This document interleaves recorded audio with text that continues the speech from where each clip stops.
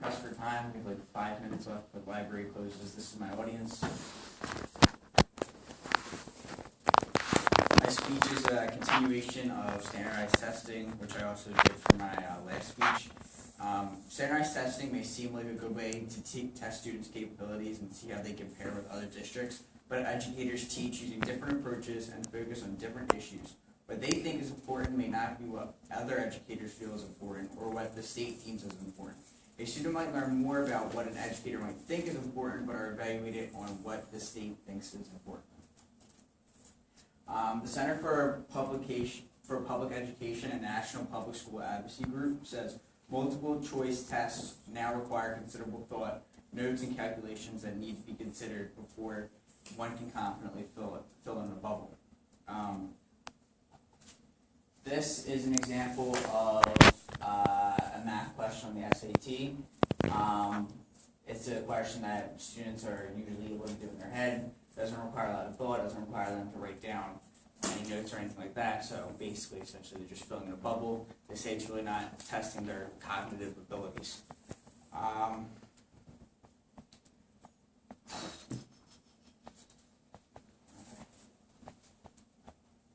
So this is an excerpt of the directions for the more complicated math problems on the SAT.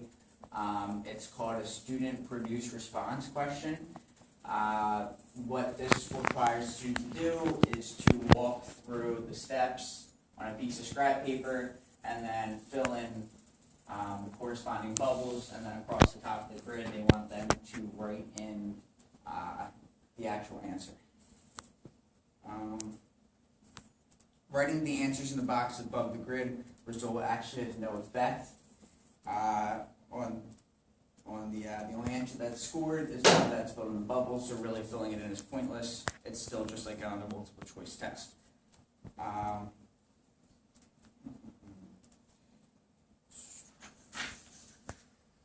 So student-produced answers is just a fancy term coined by the College Board, the makers of the SAT and other standardized tests.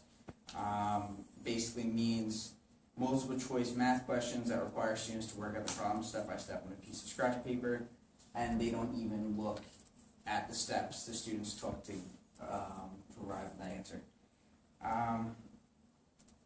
So having the answers written out on this grid, if it's not useful, because what this says is, although it's not required, it's suggested that you write your answer in the box at the top of the columns to help you fill in the circles accurately. So it's just really a guide, but having this in there, like this real big, would allow the students to look at the neighbors and be able to copy the answers for the SAT. So everyone who takes the SAT that has the same test except for sections 2 through 7, all of which are 25-minute sections, are randomly distributed in the book to prevent cheating. So even though the questions are randomly distributed, they're all still in order, and the only thing that's scrambled is the section. So everything is still exactly the same. It's just that they're just put in different order. Do you know what I'm saying?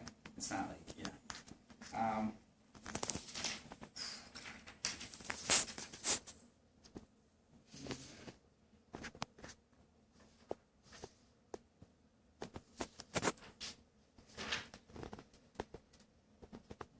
So also on a non-standardized exam, a mathematics teacher will usually give some credit if all the proper steps are carried out correctly, but the final answer was incorrect due to a simple arithmetic error. The steps a student took to get their answers what really showcases the true cognitivity of the test taker. If one was in an elementary school, high school, or college class, the instructor would expect the student to show all work on both homework assignments and on exam. If a student showed the work, then it was assumed they are cheating. So there's really no way how they got the answer. They could have their phone out, they could have a calculator out, and that's how they could arrive at that answer. So really not looking at the steps they took when they take these standardized tests.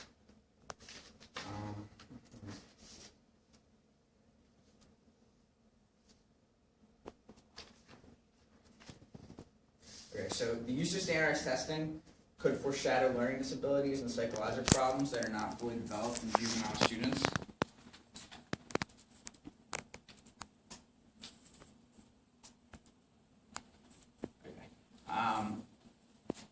behavioral components that can be observed in children who suffer from test anxiety, although there may be more. Wren and Benson, who wrote about this, were able to view, isolate, and give meaning to 3 behaviors that they viewed. They refer to these behaviors as off-task behaviors.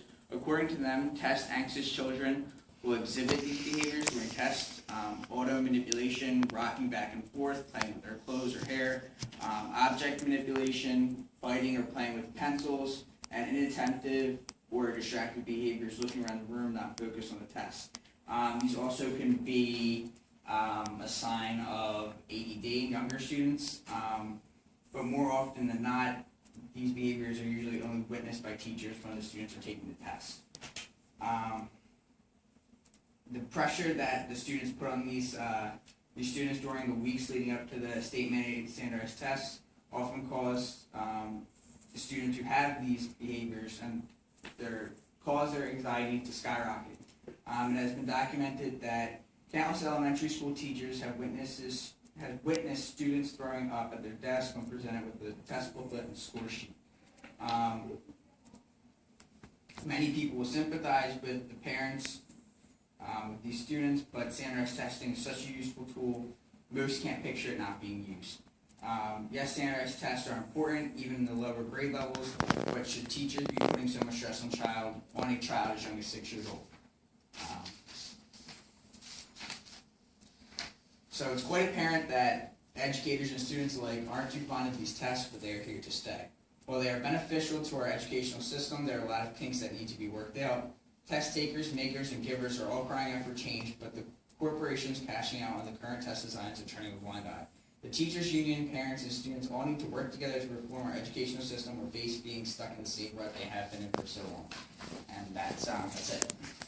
Yay!